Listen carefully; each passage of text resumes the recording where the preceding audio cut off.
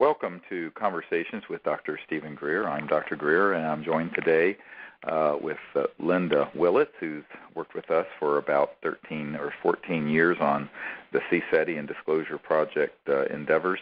And we're going to be talking about something rather exciting this afternoon. We have just returned in the last few days from a week out under the stars in Colorado in the San Luis Valley, and we have had some really amazing contact experiences and what some would call almost Vedic, mysterious manifestations while we were out there.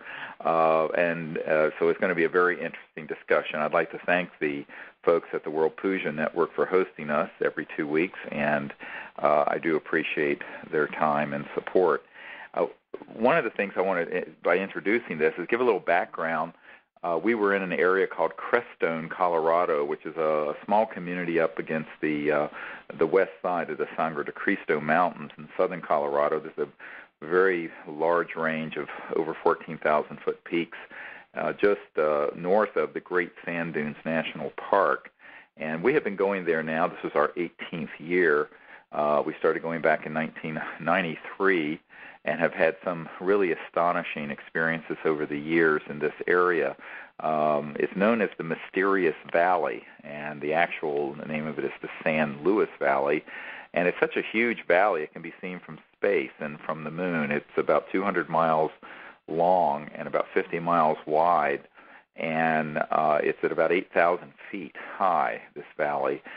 In between the Sangre de Cristo Mountains and the San Juan Mountains to the west, on the side of the valley. And we have been going there, and many of the experiences we've had there over the years are chronicled in the book Contact, Countdown to Transformation, which has a DVD with it that shows some of the amazing craft and experiences we've had at that site and in southern Colorado. And that can be found at disclosureproject.org. That report and book and the DVD are available now on that website, disclosureproject.org. But first I'd like to say that one of the things that happened this week when we arrived on Saturday was that we had a little house out in what's called the Baca, which is used to be a giant ranch of about 250,000 acres. That we had rented, and the first night we were there was before the whole team came, which it was about 34 people.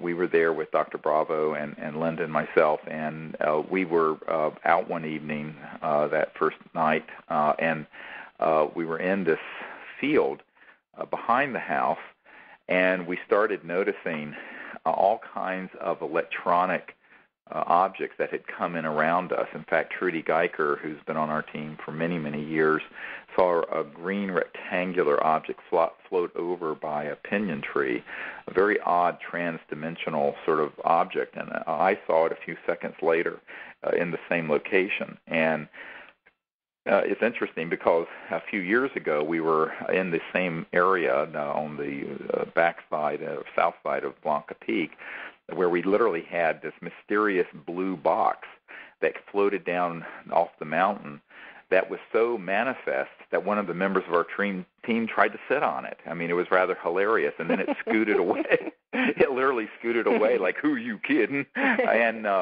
what we found is that we often will see these very unusual trans-dimensional ET objects in this area, which apparently have been reported going back to the time before Europeans settled the area with Native American stories and accounts of ET beings and spacecraft and strange objects being seen in this area.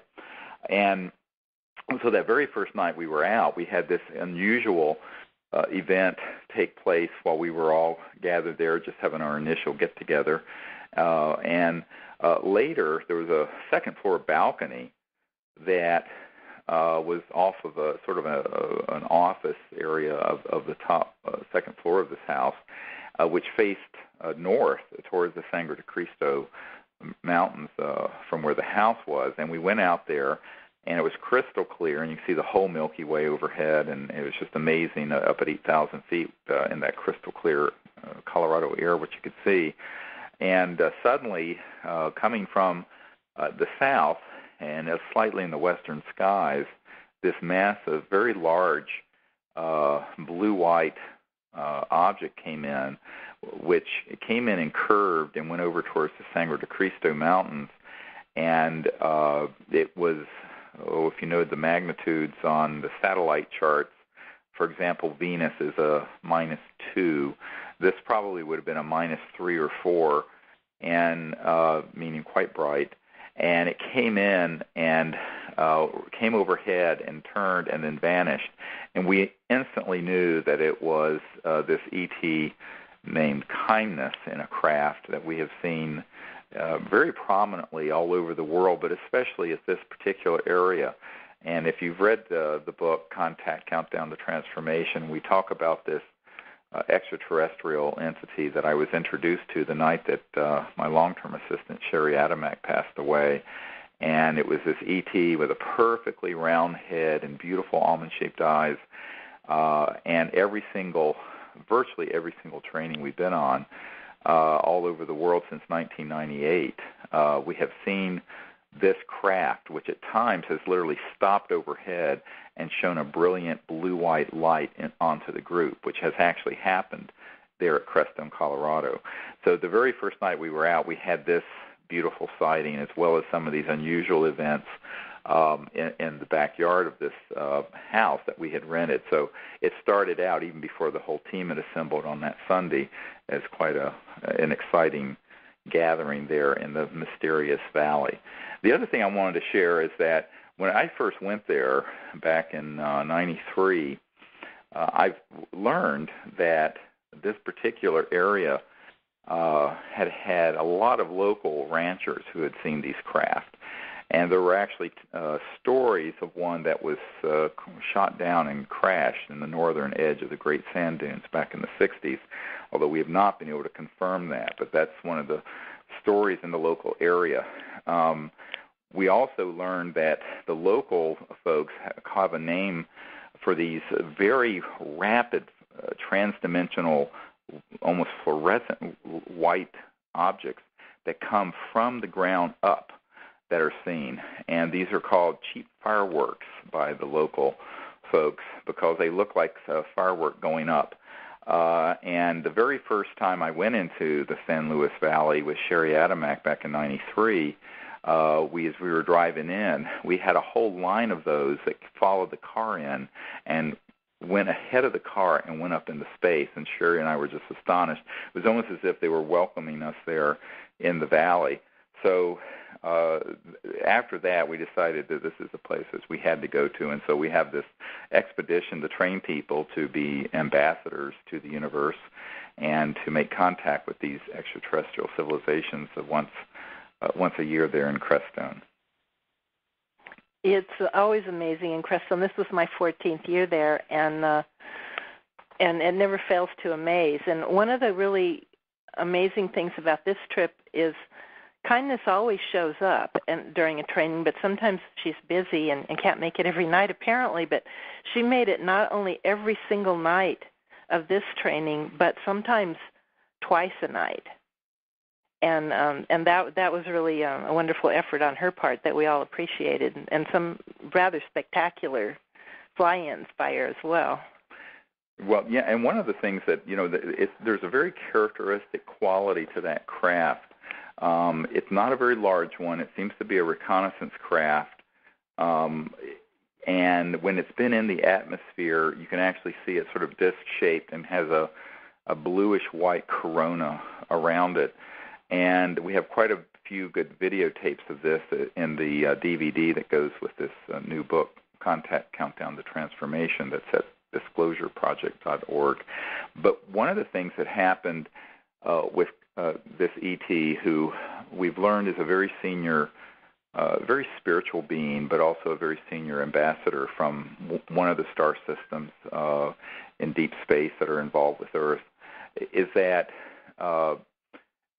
she has a characteristic way of coming in and then making a curve and sometimes stopping and then shining this very bright light over us. In fact, we were with someone who trains people in remote viewing, Simeon Hine, a few years ago, up at the McGuire Ranch up in Wyoming, outside Laramie, in fact. And we were out there, and this craft came over and literally floated in, stopped over the group at some altitude, a few thousand feet high, and I had a pair of night scopes. At that time, I just had a first-generation one, sort of old KGB surplus night scopes, and a light unfurled. It didn't like it just turned on. It unfurled out from the underside of this disc and shone this blue-white light and literally illumined the entire ground and all the people.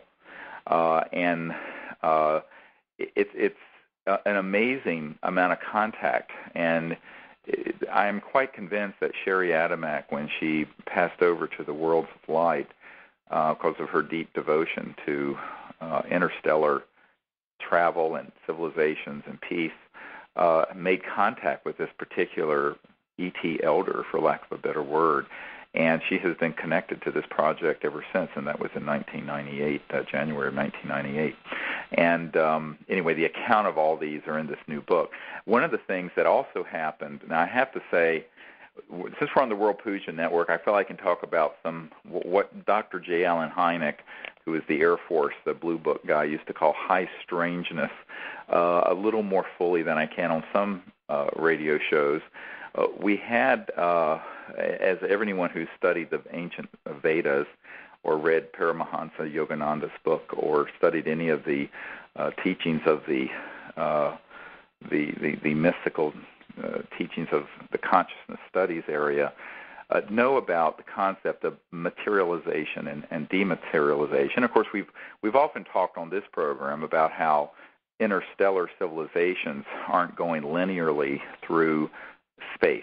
They're actually shifting resonantly through very sophisticated electronics into a higher, if you will, resonant frequency component that is transdimensional and dropping out, or if you want to say transcending linear space-time and going from one point in space very quickly to another point in space. Now, this also means that their ability to do this extends to objects, where objects that are not necessarily spacecraft can materialize or dematerialize. And over the years, we've had a number of anomalous and strange things with this kind of phenomenon. And, of course, if you've ever read stories of the great masters of the Himalayas, and it is also thought that, of course, Christ and other great enlightened beings have done this, where objects can be materialized from the etheric and astral energy field into linear space-time and fully materialized. And this is one of the cities, Siddhis, they're talked about in the Vedas, the ancient Vedas.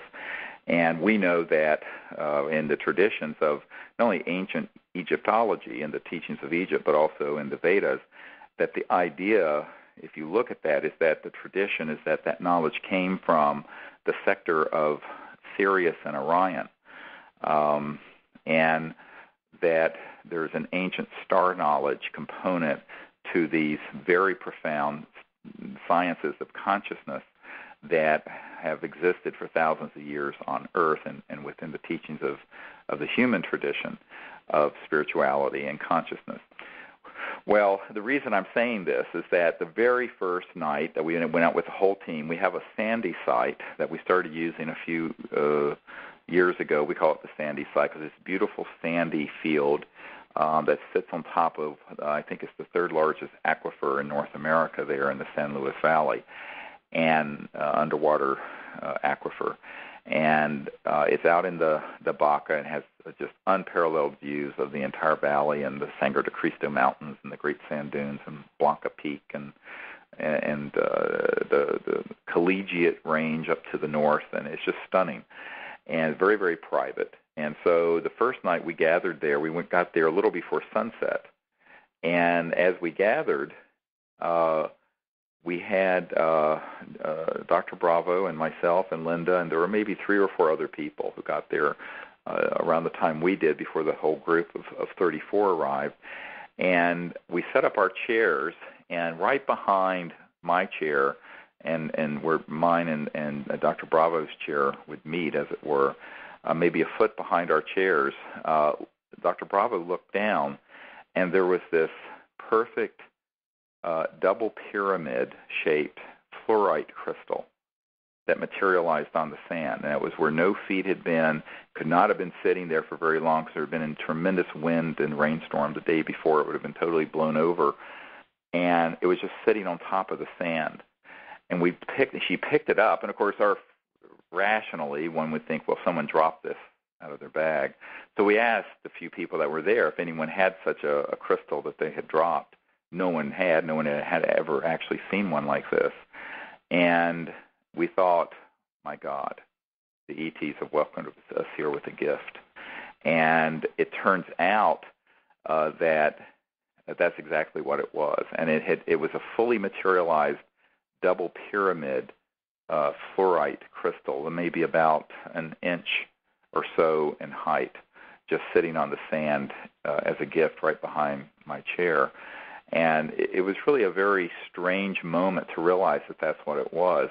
And this is the same site where a few years ago, and we've been going to this area at this altitude for many, many years.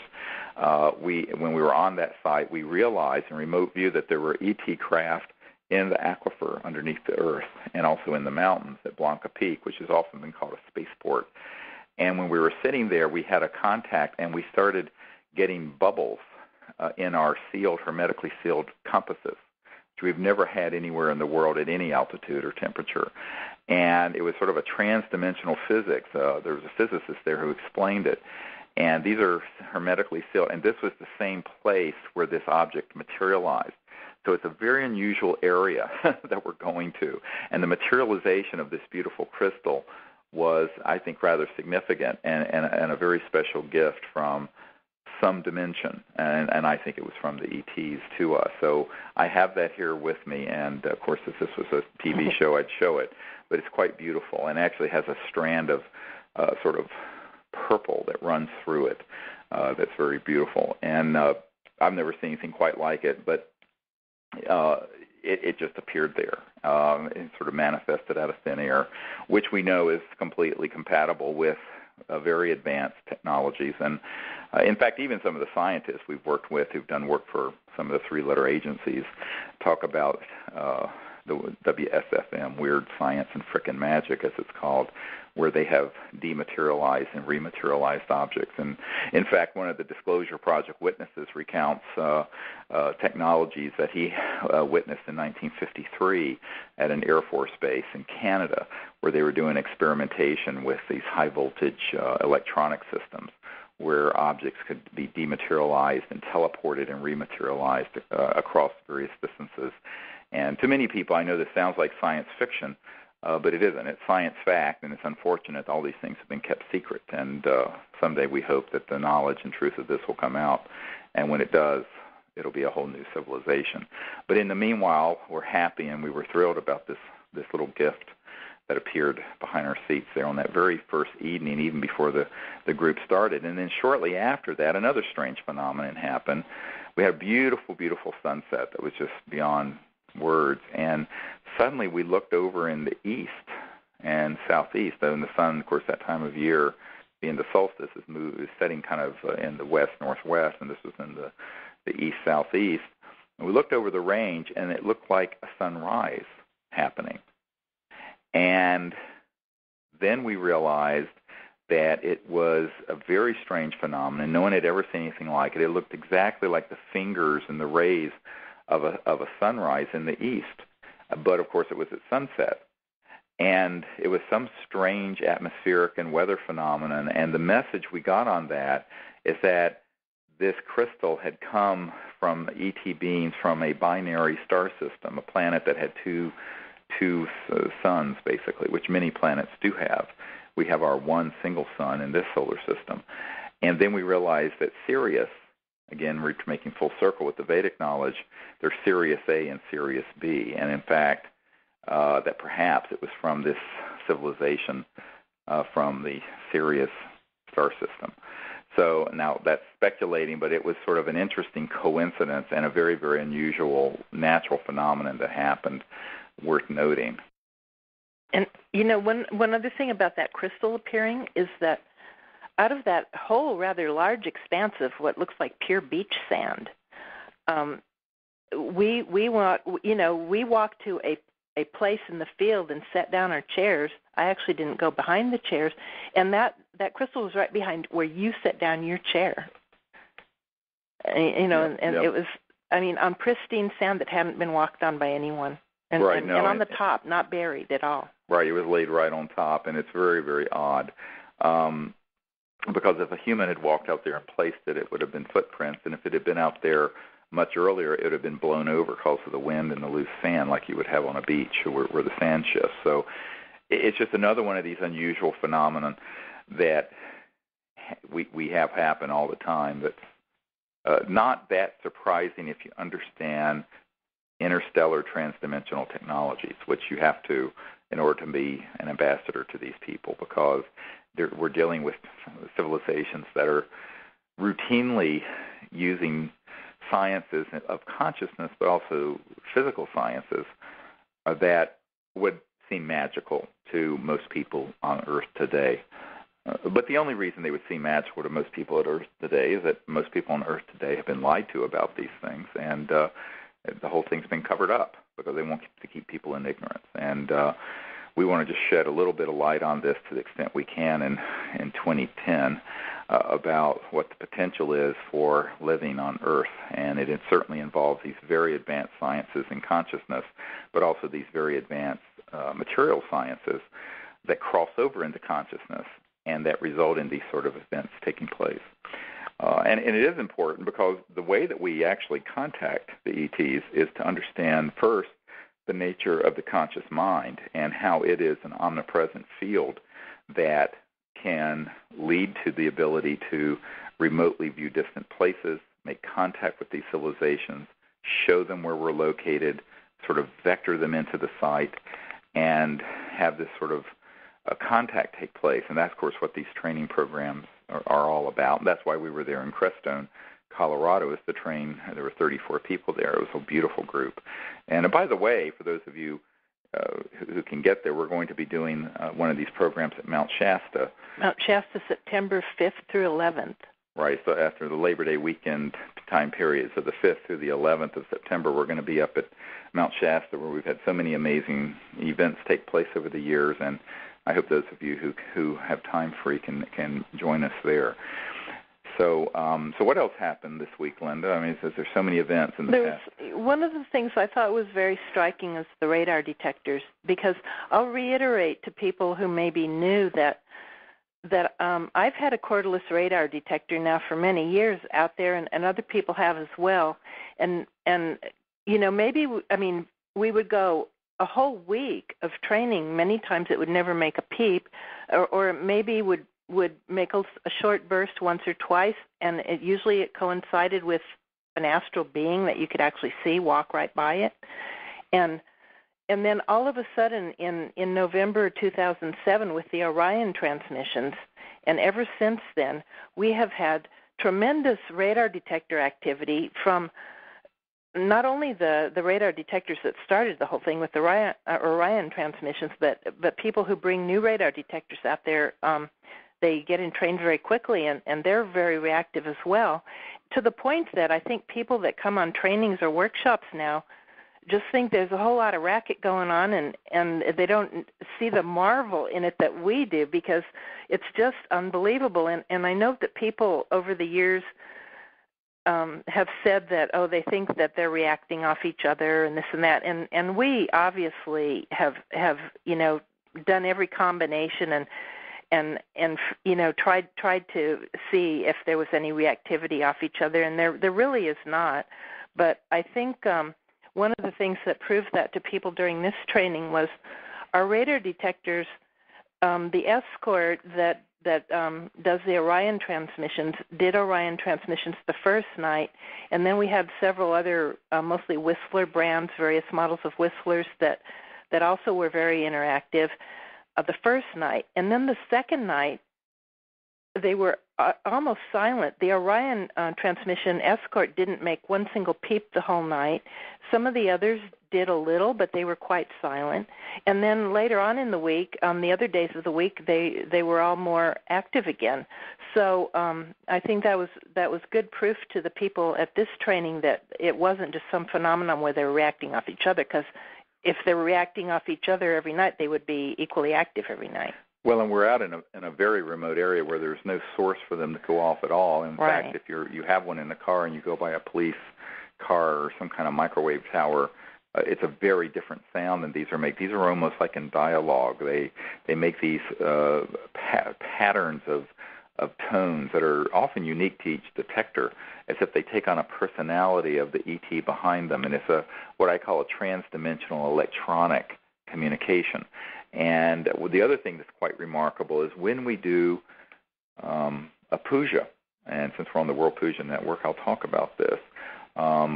Whenever we do a Puja, and we did this up at Blanca Peak at this overlook about 9,000 feet up one evening, they'll be very busy once I enter the circle and we start making contact, and there'll be all this sort of almost electronic conversation that happens through a couple of them.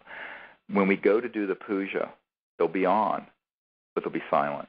It's as if they're participating in the sacred Puja and in the sacred meditation, and they get completely silent. Then when we get back in our circle after the Puja, they start again. Now, this is unbelievable, but it happens all the time now. Right. And so one of the things that people will ask, well, how is that happening with these electronics? I said, well, it's really quite easy to understand if you understand WSFM, Weird Science and Frickin' Magic, and the transdimensional nature of interstellar civilizations. Remember, if you are traveling among the stars, which is what we're talking about here, you are moving at multiples of the speed of light. But you're not doing it linearly, because you can't.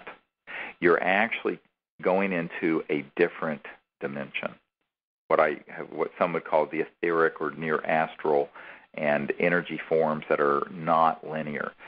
And that means that a craft or an ET being can be right on site, but not be visible with the naked eye, or perhaps with a camera. You might get some images like we did with this ET picture at Joshua Tree in November.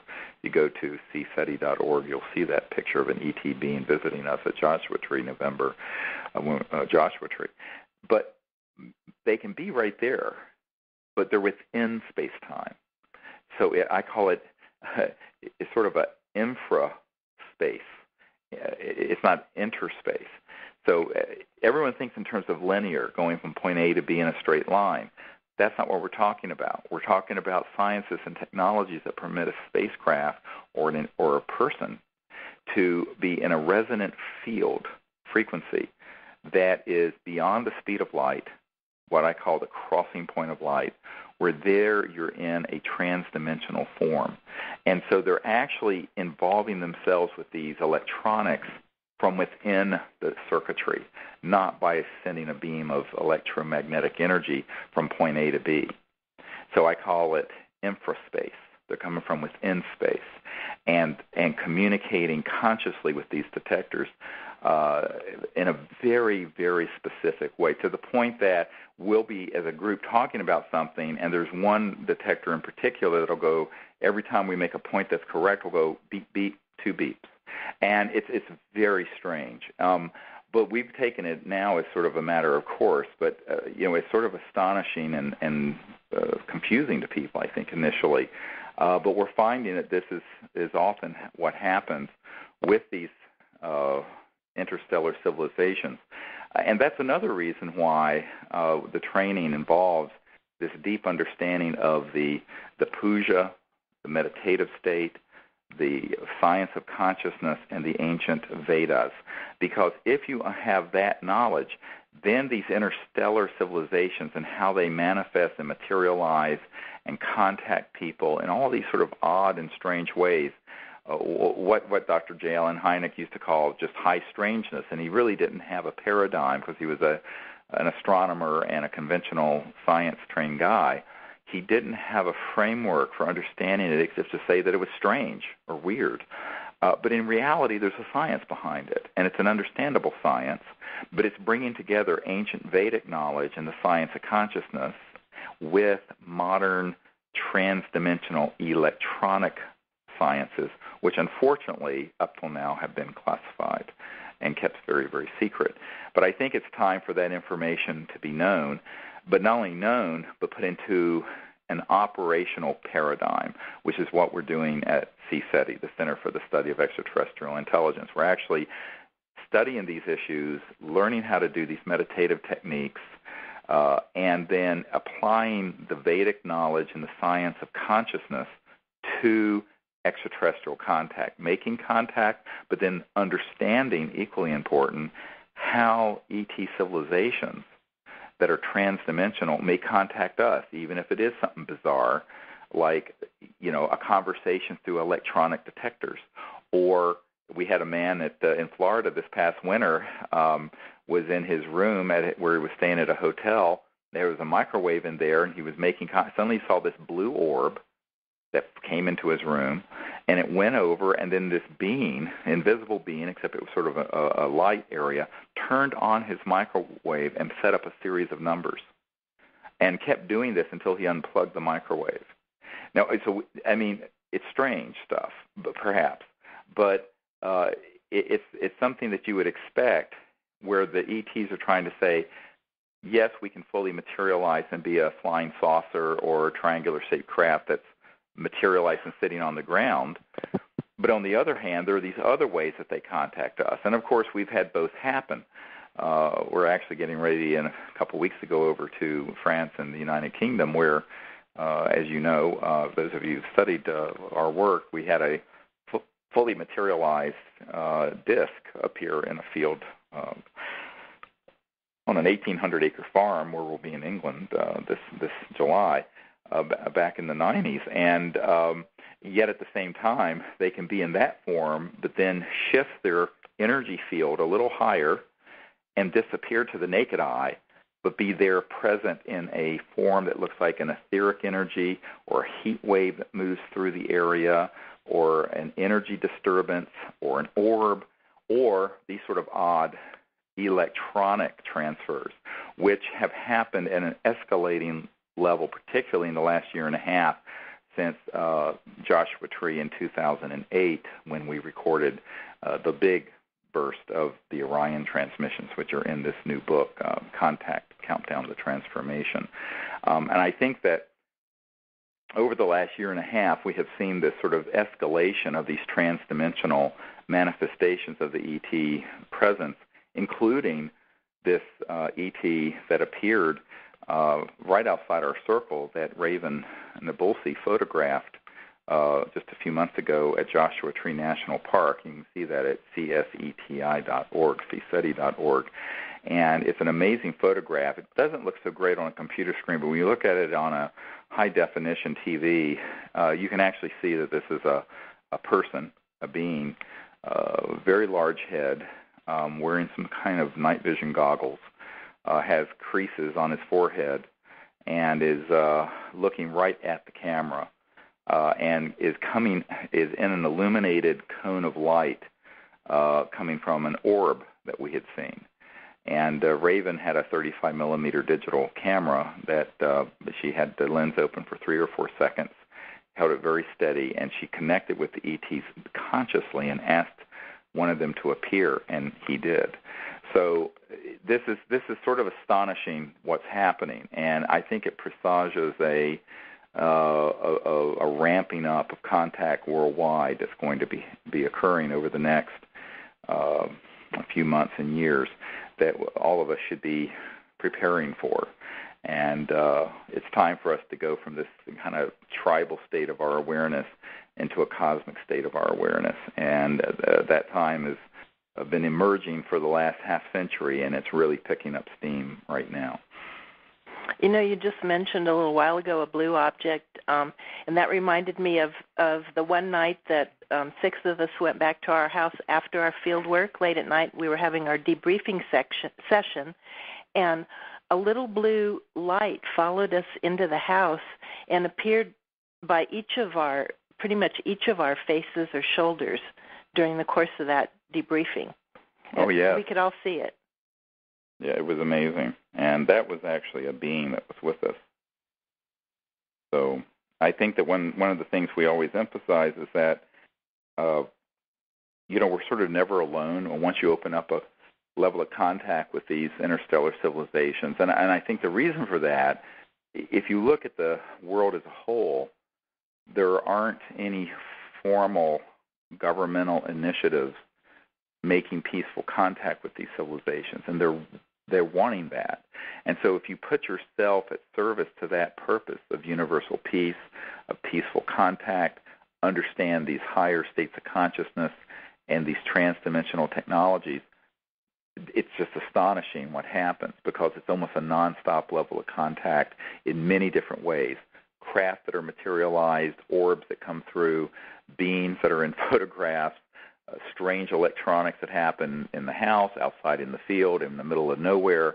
And I think that one of what I found is as we started this project, back now, this is our 20th anniversary of doing this work this year. It started in 1990.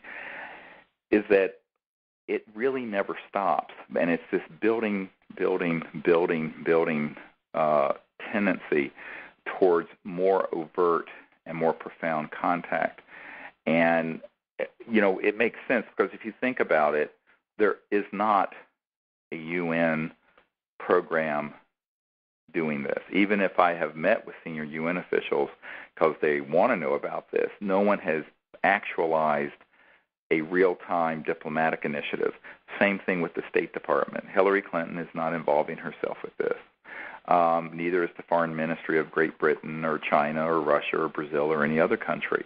And I think in the absence of that, it's very important that we, the people, have our own citizens' diplomacy effort. A little bit like when Physicians for Social Responsibility, during the height and the darkest days of the Cold War, went over to the Soviet Union to create some rapport and rapprochement between people in America and the Soviet Union, since we were in the grips of mutual assured destruction and on the brink of thermonuclear war a few times. And I think that was a citizens' diplomacy effort that had quite an effect. And I think that's how we are viewing this, that what we're doing is a citizens' diplomacy effort.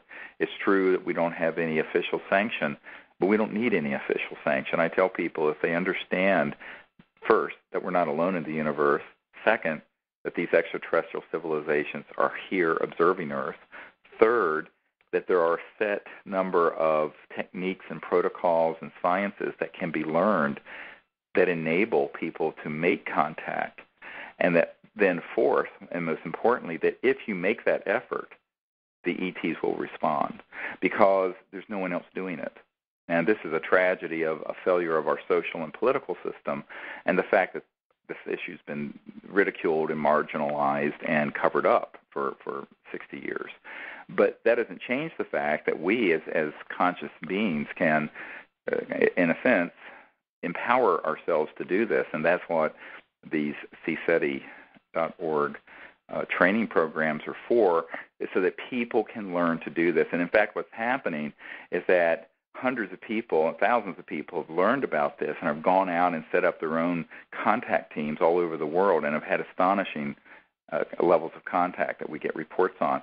And that's really what it's about on another level, and that is, as Rupert Sheldrake talks about and in the sciences of consciousness, that there's this morphogenic field that begins to propagate as a growing number of people do something.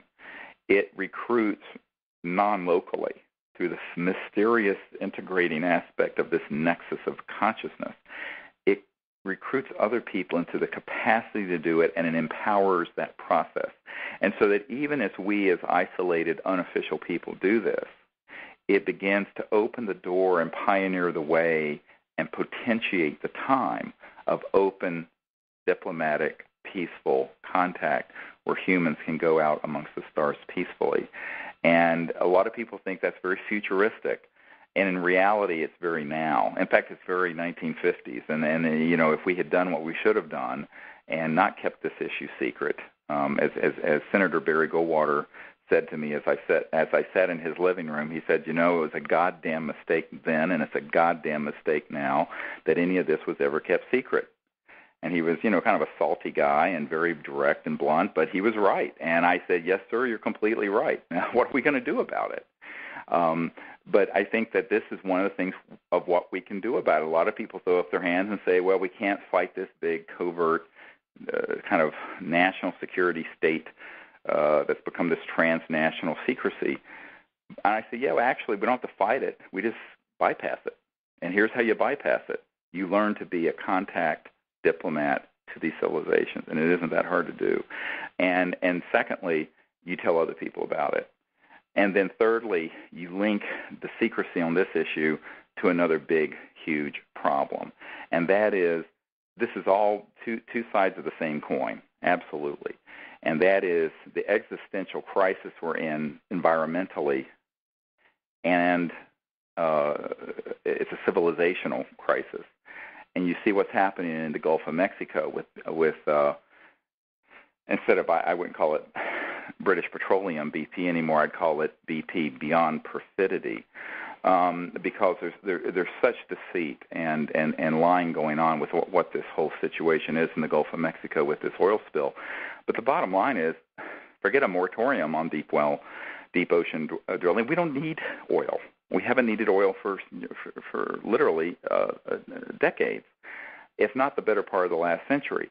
But the secrecy that's surrounding the ET issue and the secrecy that surrounds these new energy issues are coming from the same worldview, and that is macroeconomic control, keeping people ignorant and keeping people hooked to a centralized macroeconomic system that the current energy paradigm is driving. Everyone's hooked into super tankers, whether you like it or not, bringing oil from all over the world so we can have our lifestyle. Same thing with coal. Even the nuclear power is still a centralized grid.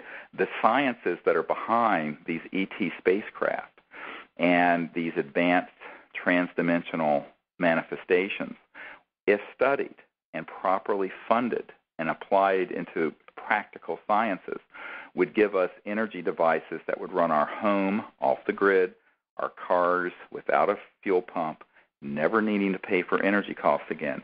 But see, there's the problem, is that then the macroeconomic control, which 200 or 300 corporations, including BP, and individuals exercise over the global macroeconomic order, would begin to lessen and eventually dissipate, to where power, both literal and figurative power, would then go back to the people. And this is exactly what these large transnational and economic interests don't want to have happen, which is why this issue is kept so secret and why this subject is so ridiculed. And I think that the only way to get around that is rather than, as Dr. Brian O'Leary, who's an Apollo astronaut and very, very big supporter of our project and a dear friend, he would often say, the truth will set you free, but first it will piss you off. And he was right. But rather than just totally getting pissed off, do something about it, And the thing you can do about it is to learn to become a contact, an ambassador to these civilizations, on the one hand. On the other hand, advocate for disclosure and ending the secrecy. And the third part is help support the OrionProject.org, because we're trying to get the funding in place to open a laboratory where some of these brilliant scientists and engineers and physicists we've identified can work together to bring about these sorts of advanced sciences, because we know that they have existed.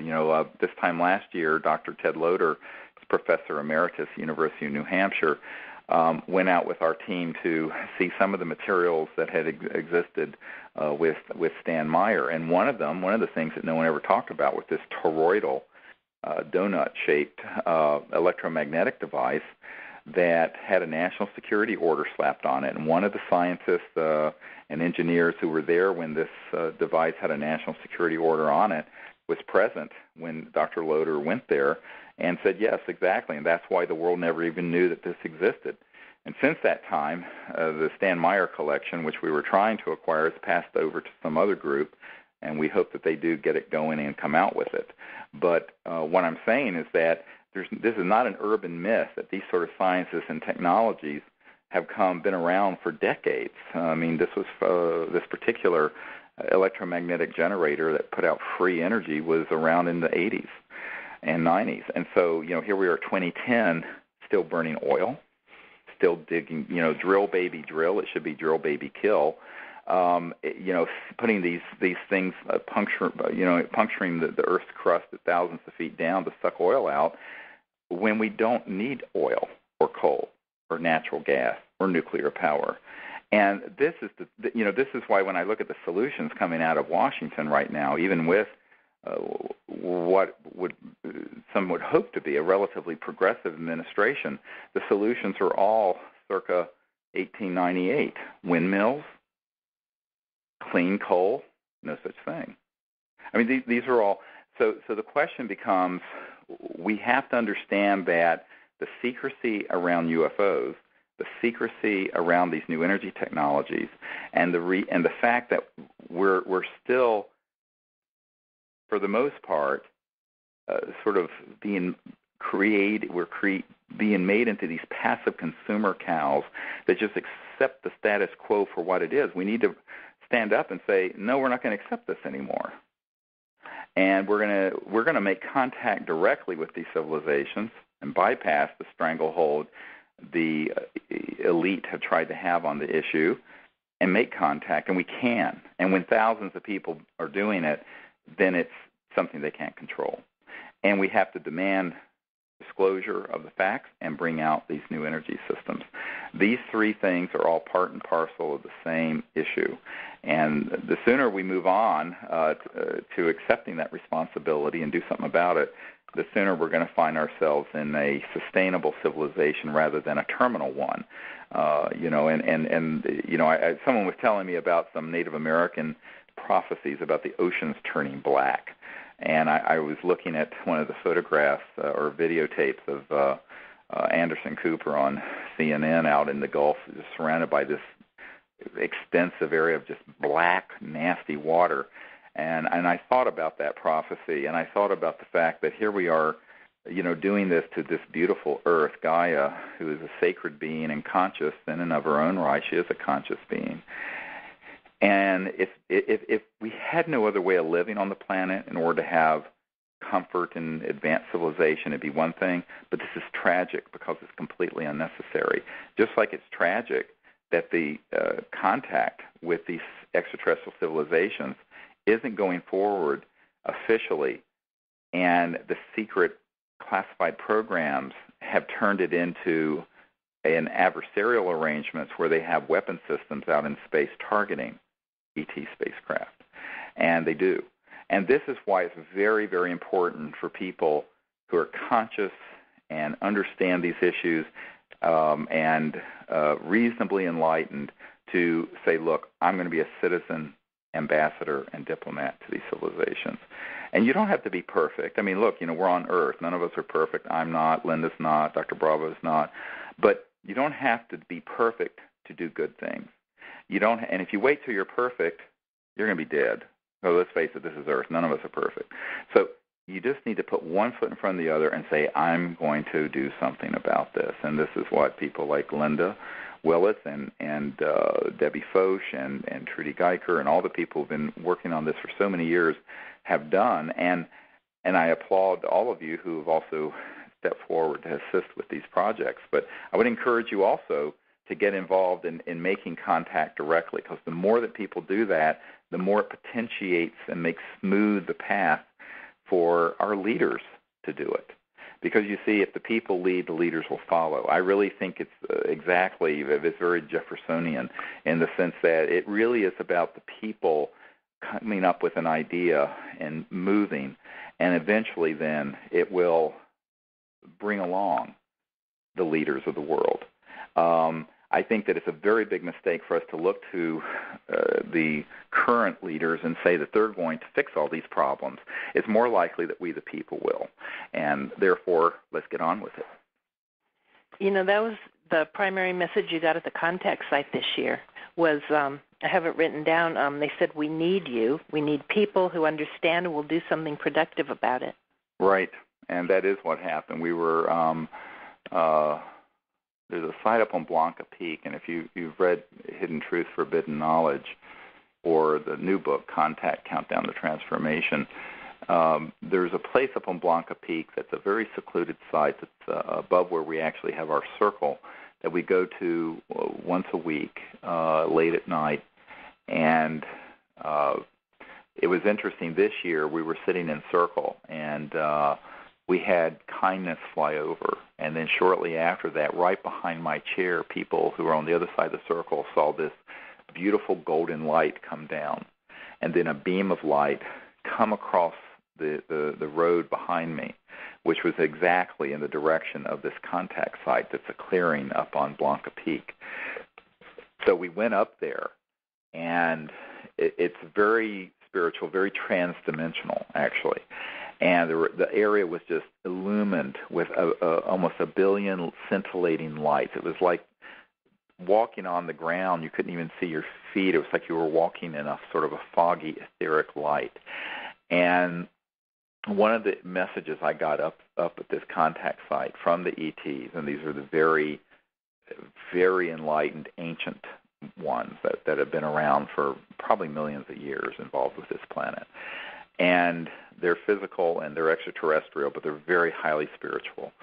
And was that we need you, that the people on this planet, we're sort of the step-down transformers, if you want to look at it from an electromagnetic point of view, that can actuate the change on this planet, even though there's a lot of interest and support from higher dimensions and from interstellar civilizations.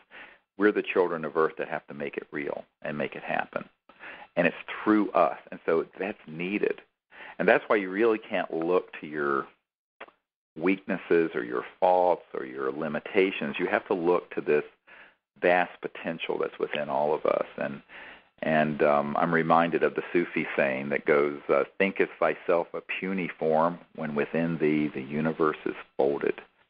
It's a rhetorical question, that the universe is literally folded within each of us and within the cosmic mind within each of us. And so the potential is enormous. And we just kind of have to get out of our own way and do it, because if we contemplate our own weaknesses and limitations, we can't do anything. I mean, I guess if I had done that, having been raised the way I was in a very difficult childhood, I'd probably have been dead at age 17 of a drug overdose.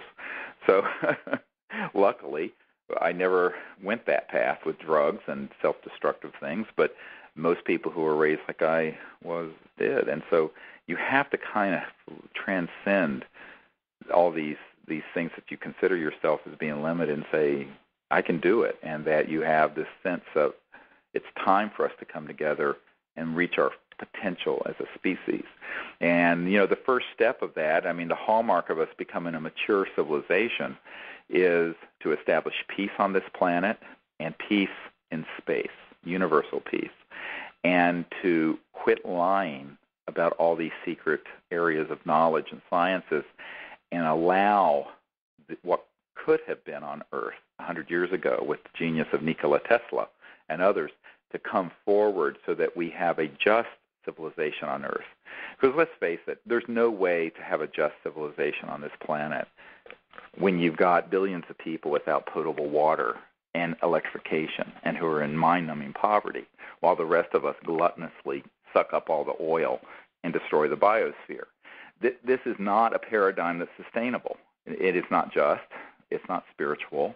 It's not even physically and materially sustainable, never mind in consciousness. And therefore, these are changes that have to happen no matter how much the cabal of and the clique of very wealthy special interests may not want it to come to pass. But so long as we remain passive, why should they change? So we have to rise up, not in violence, but with action and with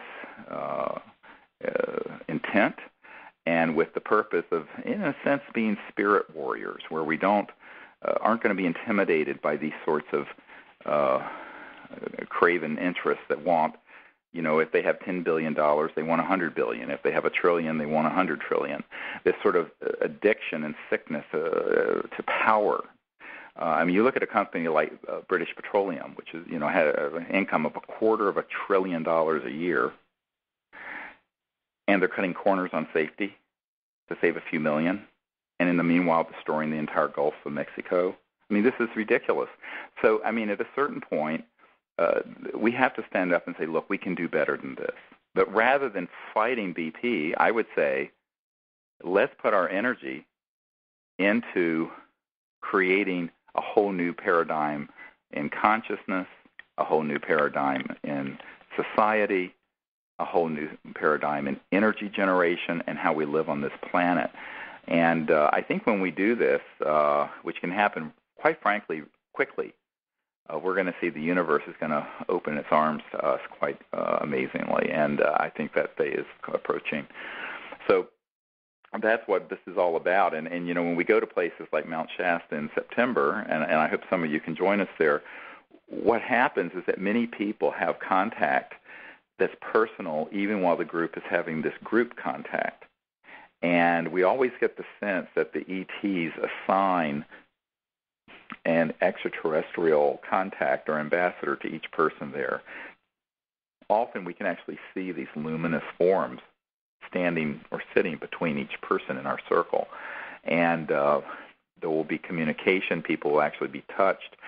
We've had a couple of these events where 2 or 3 or 4 of these ETs have fully materialized physically and walked around the circle.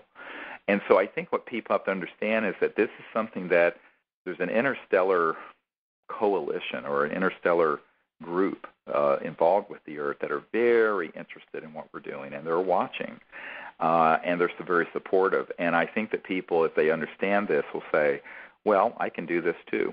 Because it doesn't matter who it is. If you're conscious and you're living on Earth at this time, you can learn these techniques of meditation, cosmic awareness, remote viewing, contact, these transdimensional sciences, and that's what this is all about when we go out on these expeditions. And then you really have a fuller understanding of what the actual physical sciences are, because the physical sciences are really linked to that. The people who've done work for the CIA and for other national laboratories that I know with these high-voltage, hyperdimensional or transdimensional technologies have had experiences where there's an alteration in consciousness, objects materialize and dematerialize in certain bubbles that can be created that float across the lab. Amazing stuff.